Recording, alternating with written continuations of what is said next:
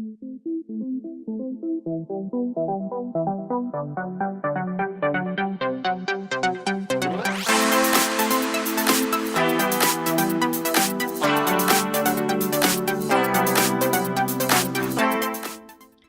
از مشکلاتی که چند سالی از شرکت‌های سازنده موبایل با اون درگیرن اینه که چطور میتونن حاشیه‌های دور نمایشگر گوشی‌هاشون رو به کمترین سطح ممکن برسونن.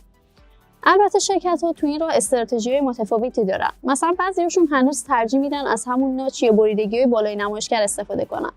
یه سریاشون هم رو به طراحی‌های کشویی و دوربین‌های بالا جهنده آوردن.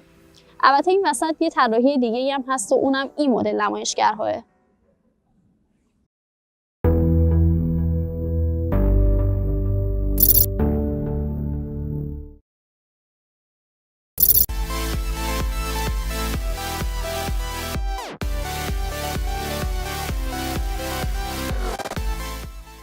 این گوشی آنرویو 20. آنرویو 20 از اولین گوشی بود که با نمایشگرهای حفره دار عرضه شد. اما نمایشگر حفره دار تنها ویژگی برجسته این گوشی نیست.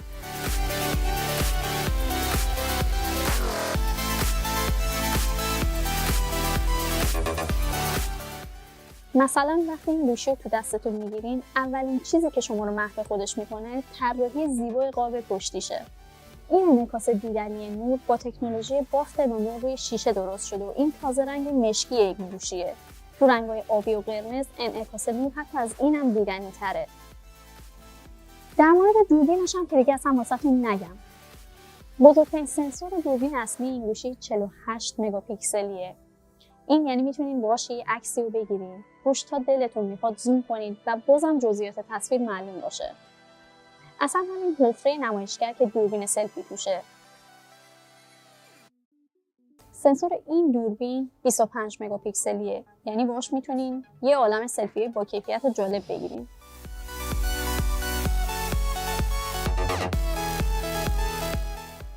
خب گوشی رو هم که آنر ساخته، یعنی نیازی نیست از بابت سخت افزار و باتریش نگران باشید.